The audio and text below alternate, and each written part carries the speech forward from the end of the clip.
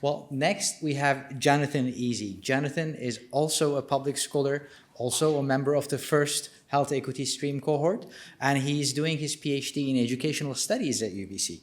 Jonathan's work is on increasing access to, and I have to read this, pre-exposure prophylaxis, a medicine for HIV prevention. Jonathan works with patients to empower patients so they can educate their healthcare providers to increase access to PrEP medicine. Jonathan is working on adult learning theories so we can all do better, know better, do better, and actually access healthcare a bit better. Jonathan.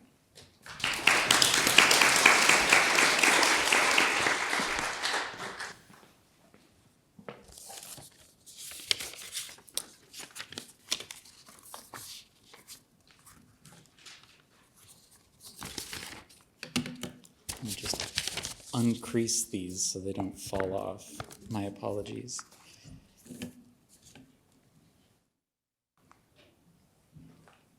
Hi there. By way of introduction, I'm Jonathan. What that might mean to you will likely depend on when and where we're talking. Like many of us these days, I do a few different things with my time, but one common thread that unites many of those things for me is my passion for queer health.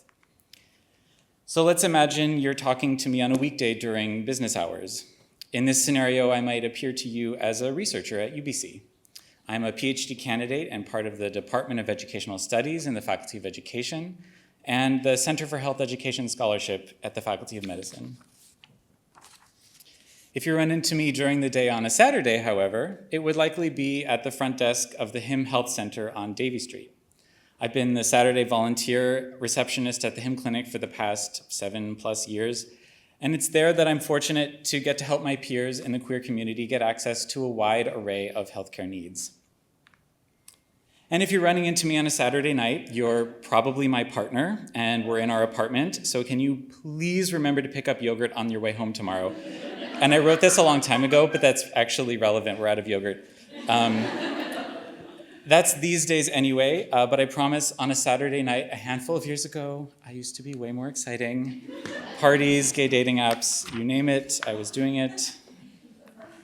You may have guessed that all these different versions of myself are united by the thread of my passion for queer health. But what exactly is queer health, you might wonder, which is a fair question. The health and well-being of queer people is influenced by a wide array of factors, some of which we share in common with other groups and some of which are unique to us. One factor that has loomed large over the landscape of queer health the past several decades has been HIV. Many people outside the queer community likely think of HIV and AIDS as relics of the past, not relevant since the 80s and 90s. But did you know that as recently as 2018, nearly 1 in 5 gay men in Vancouver was living with HIV? You may be aware that nowadays there are really effective treatments for managing HIV, and that people with HIV are able to live long and healthy lives. In fact, people whose HIV is managed this way are effectively unable to pass on the virus to others. Thus, these treatments are also a form of prevention. This is a concept known as U equals U, or undetectable equals untransmittable. But did you also know there's another way that these HIV treatments can act as prevention? In 2010, researchers proved that the same drugs that treat HIV infection can also prevent HIV infection when taken by HIV-negative people. Further research has ironed out some of the details, and now over a decade later, pre-exposure prophylaxis, or PrEP, has become a cornerstone in the global fight against HIV. Since 2018, PrEP has been available for free through a special program to at-risk gay men throughout BC.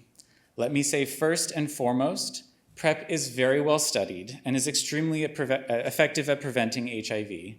If you think you might be eligible for PrEP and you want to learn more, you should go to checkhimout.ca or come visit us at the clinic. So we understand that U equals U and we've got PrEP, so things must be looking better, right? Well, sort of. The combination of these two has likely prevented a lot of new HIV infections in BC, but PrEP uptake has been sluggish. It seems like the queer health research community has had to shift right away from asking, is PrEP effective, to asking, why aren't people taking PrEP? Let me be clear, there are a lot of reasons that people might not take PrEP. Fear, stigma, logistical barriers, trauma, all of these weigh heavily on many queer people when it comes to their health. A lot of research has further shown that racialized members of the queer community have even less access to PrEP, for likely all these reasons and more. But from where I sit at my desk at the Hymn Clinic, there is one reason I absolutely cannot stand to hear, and I regret to tell you that I hear it all the time. I'm here because my doctor wouldn't give me PrEP. In fact, my research indicates that a queer patient is 84% more likely to be denied PrEP by a family doctor than by a specialist clinic, like the one where I volunteer. Stigma, homophobia, and lack of knowledge are the biggest barriers. I'm very proud to say that the amazing team of doctors, nurses, staff, and other volunteers at HIM has really stepped up to meet the demand, and we now prescribe a really outsized proportion of PrEP in the province of BC. But I also know that our resources are pretty limited, and the more of them we have to dedicate to meeting the need for PrEP, the fewer we have to do other important work. Stepping back into my academic world for a moment, I wanted to know what research was saying about this problem. What I found was that a lot of researchers were asking questions like, what types of providers are more likely to prescribe PrEP? The logic being that if we identify providers who are most willing, we can set them up to prescribe as much PrEP as possible. But this approach left me scratching my head because it looked at the problem from the top down. It was essentially asking, how can we change the system from within so that we can get better outcomes on the ground? And this approach to me leaves out a key factor, the huge amount of knowledge that I know is out there in my community about PrEP. So I formed my own question. How can queer patients' knowledge about and interest in PrEP be leveraged to educate their providers so they can more easily access PrEP?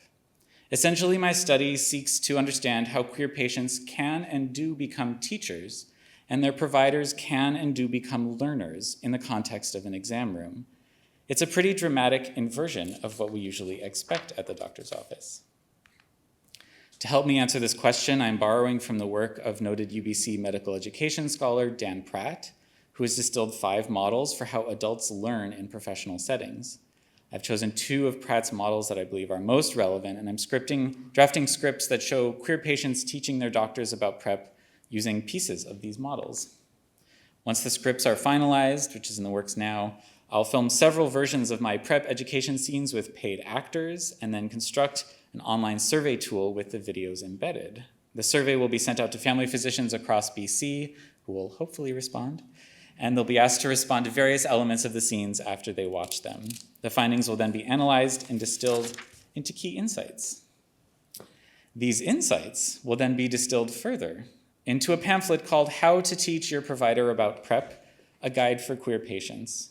The pamphlet will have concrete tips for queer patients to maximize their chances of accessing PrEP with their provider. In addition to printed versions, the pamphlet will also be published as ads on queer social media apps like Grindr and Scruff and others.